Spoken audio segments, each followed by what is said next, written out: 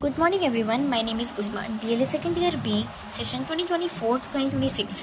आज की इस पॉडकास्ट में हम असेसमेंट के पर्पस के बारे में जानेंगे। तो जब भी हम कोई चीज़ जानते हैं तो सबसे पहले हम उसके मीनिंग, देन उसका ऑब्जेक्टिव्स और लास्ट में उसके पर्पस के बारे में जानते हैं। तो इसी सीक्वेंस के साथ स्टार्ट करते हैं। सबसे पहले हम समझते हैं असेसमेंट का मतलब क्या होता है। तो असेसमेंट का मतलब होता है बच्चे के सीखने को परखना और समझना, और सबसे मेन है उसकी गहराई को जानना। और ये सिर्फ परीक्षा में नंबर देना नहीं होता, बल्कि ये जानना होता है कि बच्चा आगे सीख क्या रहा है, और सीख रहा है तो कैसे सीख रहा है और कहाँ से मदद की ज़रूरत है।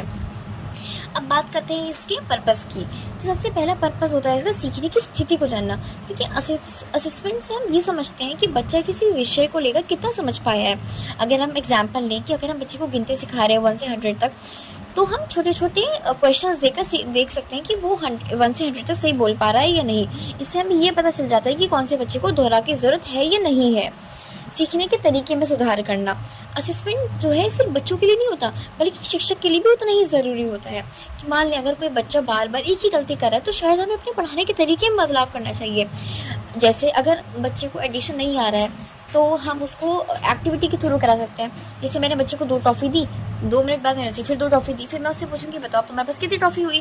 तो इससे वो बेहतर तरीके से सीख पाएगा और अच्छा एक लर्नर बन पाएगा।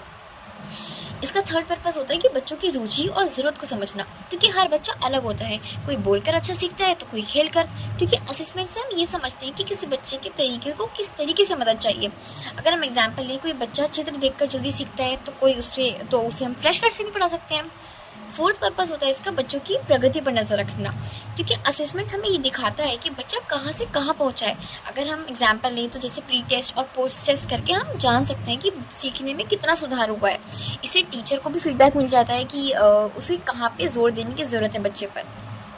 अगर हम एक क्लासरूम एग्जाम्पल भी देखें, तो अगर हम क्लास सेकेंड को एक पोम पढ़ा रहे हैं, और तो असेसमेंट ये नहीं है कि उस बच्चे ने या उस पर्टिकुलर क्लास ने वो पोम याद करी नहीं करी, बल्कि असेसमेंट ये है कि वो उसके पीछे के भाव को समझ पाए या नहीं, या शब्दों की सही प्रोनाउंसिएशन को समझ पाए या नहीं, और वो कविता में वो रुचि ले रहे हैं या नहीं ले रहे हैं। ये है असेसमेंट। तो मूल्यांकन कोई डराने वाली चीज़ नहीं है, ये एक आईना है जो हमें दिखाता है कि बच्चा कितना, क्या और कैसे सीख रहा है। और एक अच्छा शिक्षक वही होता है जो मूल्यांकन को दबाव नहीं बल्कि सहयोग माने और सीखने का माध्यम बनाए। क्योंकि बच्चा टेस्ट के नाम से डर जाता है, इसलिए हम बच्चे को डायरेक्टली टेस्ट ना देकर कुछ ना कुछ एक्टिविटी कराकर उसका असेसमेंट कर सकते हैं। और असेसमेंट के ज़रिए हम बच्चों को ये भी बता सकते हैं कि उन्होंने क्या अच्छा किया और कहाँ उन्हें सुधारने की ज़रूरत है। तो याद रखिए, हर बच्चा स्पेशल होता है। टेस्ट या मार्क्स उसकी वैल्यू डिसाइड नहीं करते। So let's support each other, learn together and grow together.